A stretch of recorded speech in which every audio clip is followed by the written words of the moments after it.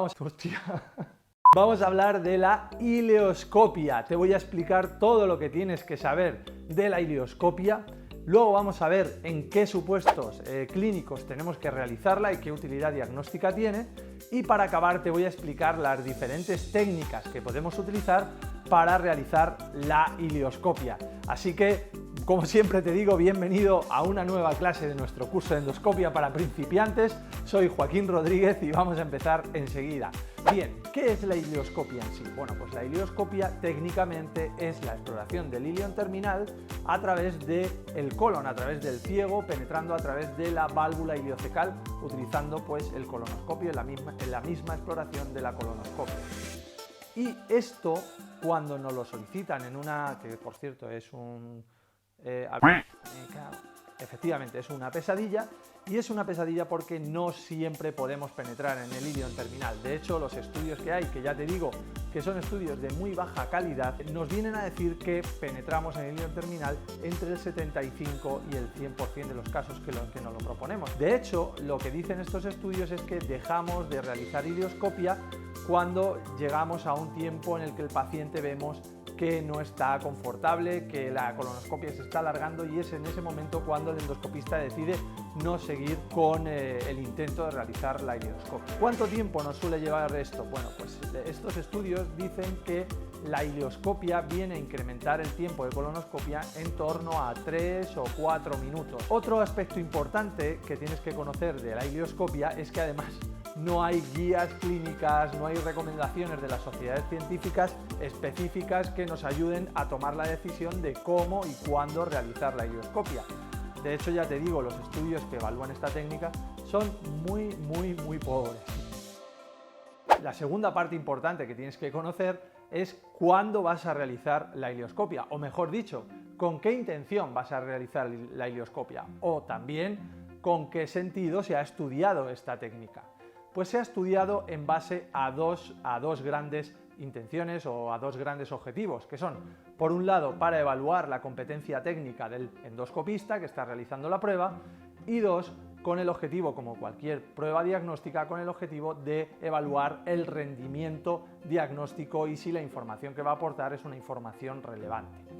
En el primer supuesto, como competencia clínica, bueno, pues hay algún estudio que ha relacionado la ileoscopia con el incremento de la tasa de detección de adenomas, y desgraciadamente no se ha podido demostrar que el hecho de realizar ileoscopia, los endoscopistas en este caso que realizaban ileoscopia, no tenían una tasa de detección de adenomas superior a aquellos que de rutina no realizaban la ileoscopia. Es verdad que son estudios, como te digo, retrospectivos, de baja calidad, pero que es la información que tenemos y en la que obviamente nos tenemos que apoyar. El segundo supuesto importante es qué rendimiento diagnóstico nos va a dar la ileoscopia. Bueno, pues en este caso nos podemos encontrar con diferentes tendencias. Por un lado, hay endoscopistas que de rutina realizan ileoscopia con el objetivo de encontrar alguna patología, y otros endoscopistas que lo que hacen es realizar la ileoscopia o bien cuando se la solicitan o por indicaciones específicas que ahora veremos. El primer grupo, aquellos endoscopistas que realizan ileoscopia porque sí, de rutina, en todas las colonoscopias. ¿Esto tiene algún sentido? Bueno, pues esto se ha evaluado, obviamente se ha evaluado, y se ha visto que cuando no hay una indicación específica, que ahora te la comentaré, para realizar ileoscopia, no tiene demasiado sentido realizarla. ¿Por qué? Porque el rendimiento diagnóstico que vamos a encontrar es muy bajo. Muy bajo, que está por encima del 90-95% de ileoscopias normales. Por lo tanto, en este caso, tampoco, por el hecho de hacer la ileoscopia, vamos a obtener mucha información clínica. Y cuando la obtenemos, cuando obtenemos algún tipo de patología, la mayor parte de las ocasiones son aftas y úlceras, cuya histología va a ser, en el 98% de los casos, histología completamente inespecífica y que no va a aportar absolutamente nada al manejo clínico del paciente. Entonces, si esto es así, Joaquín, ¿cuándo tenemos que realizar la ileoscopia? ¿Cuándo tiene algún sentido realizarla? Bueno, pues hay dos grandes supuestos que tienes que memorizar. El primero de ellos, el estudio de diarrea crónica. Y esto es porque los estudios lo que nos dicen es que cuando se hace una ileoscopia en el supuesto o con la indicación de diarrea crónica, vamos a encontrar patología relevante entre el 5 y el 40% de los casos. Esto ya son cifras importantes y por tanto debemos hacer en estos pacientes siempre plantear una ileoscopia. Y el segundo supuesto, y este es probablemente el clásico y el que seguro que tú conoces, es cuando tenemos la indicación de enfermedad inflamatoria intestinal, cuando sospechamos una enfermedad de Crohn, o bien por la clínica o bien por las pruebas de imagen. Ahí es obligatorio el realizar una ileoscopia. ¿Y por qué? Pues porque vamos a encontrar patología casi en la mitad de los pacientes, sobre todo en aquellos que tenemos una imagen o una prueba radiológica que nos oriente mucho a que haya afectación ileal en el caso de una enfermedad inflamatoria intestinal. Otro supuesto importante que tiene mucho sentido es si biopsiar el ilion terminal. ¿Cuándo biopsiamos el ilion terminal? ¿Lo biopsiamos siempre? ¿O lo biopsiamos cuando vemos patología? ¿O lo biopsiamos en caso solo de la enfermedad inflamatoria? Esto es la pregunta del millón, porque una vez que ya hemos entrado en el ilion terminal, lo que habitualmente suele hacer la gente es biopsiarlo aunque sea normal. ¿Esto tiene sentido? Pues te diré que si el ilion terminal es normal, no tiene absolutamente ningún sentido biopsiarlo porque el rendimiento histológico va a ser extremadamente bajo. Tan solo en un 1% de los casos vamos a encontrar alteraciones histológicas que nos vayan a sacar de algún tipo de duda, o vayan a aportar alguna información clínica que sea relevante, salvo en un supuesto. En el caso de enfermedad de Crohn, en el caso de enfermedad inflamatoria intestinal, ahí, aunque el ilion terminal sea normal, sí que se recomienda biopsiar. ¿Por qué? Porque vamos a encontrar alteraciones histológicas microscópicas que van a ser muy relevantes para el manejo clínico de los pacientes, en torno al 43% de los pacientes, aunque la ileoscopia sea normal. De modo que, como mensaje, cuando tengamos diarrea crónica y cuando tengamos sospecha de enfermedad inflamatoria intestinal, ahí tendremos que hacer ileoscopia. Si la ileoscopia es normal, solo biopsiaremos en el caso de que sospechemos una enfermedad inflamatoria intestinal o que tengamos una enfermedad inflamatoria ya confirmada desde el punto de vista clínico, desde el punto de vista de los antecedentes del paciente. Ahora te voy a explicar cuál es la técnica básica de la ileoscopia. ¿Cómo se realiza la ileoscopia? Bueno, pues se han descrito en torno a 4 variantes técnicas. La clásica, que seguramente te la estaré dejando ahora mismo en la pantalla, la clásica es aquella en la que penetramos en el ilion terminal colocando siempre la válvula iliocecal entre las 9 y las 11 horarias. En el vídeo anterior, cuando explicábamos la colonoscopia básica, hablamos que cuando llegamos al ilion terminal, o cuando llegamos, mejor dicho, al ciego, tenemos que intentar que la válvula iliocecal siempre esté en la parte medial, entre las 9 y las 11 horarias. ¿Por qué? Porque esa es la zona donde anatómicamente va a aparecer el ilion terminal.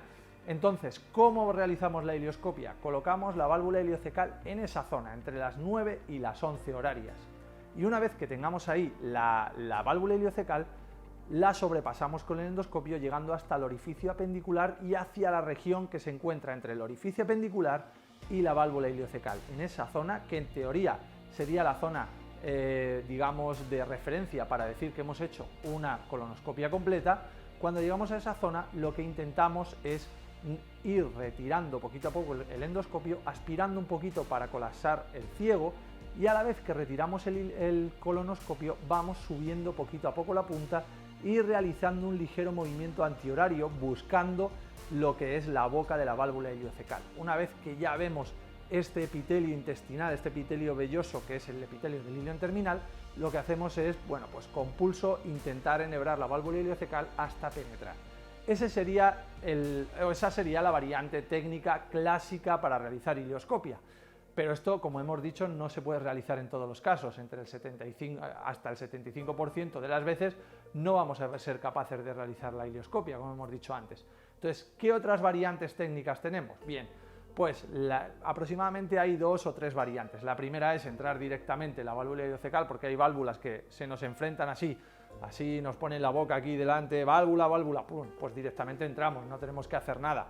La segunda variante sería realizando una retroflexión cecal, que, ojo, si te interesa lo que es la retroflexión cecal, déjalo aquí en los comentarios, suscríbete también, porque podemos hacer un vídeo explicando las ventajas de esta maniobra, que es maravillosa, sobre todo si vas a realizar terapéutica en el colon derecho o más concretamente en el ángulo hepático. Pero eso, como te digo, si quieres que lo expliquemos, lo podemos hacer en otro vídeo. La retroflexión cecal también tiene sentido para realizar la ileoscopia. ¿Y por qué? Bueno, pues lo que hacemos es retroflexión, nos enfrentamos directamente a la válvula y retiramos, y a modo de gancho lo que hacemos es entrar en la válvula ileocecal. Y por último, la última variante técnica que podemos hacer es ayudarnos o bien de la vaina de un asa o de una pinza de biopsia para poder tutorizar nuestra entrada al ilion terminal. Eso a veces también lo puedes realizar, sobre todo si estás ante una enfermedad de Crohn con afectación de la válvula ileocecal o afectación ileal, que por otro lado es lo más frecuente, como sabes. El hecho de poder hacer lo de la pinza de biopsia hace que, aunque no puedas hacer ileoscopia, porque muchas veces la válvula está, ¡buah!, me estoy quedando sin voz de hablar tanto. ¡Ah! Perdón, madre mía. Como te decía, si vas a enfrentarte a un caso de enfermedad inflamatoria intestinal con afectación ileal, es muy buena técnica esta de la pinza de biopsia, porque a veces no puedes realizar ileoscopia y entonces lo que haces es, con la pinza de biopsia, apoyarte en el ilion terminal, directamente tomar ya la biopsia y si puedes entrar, y si no, bueno, pues a veces no puedes.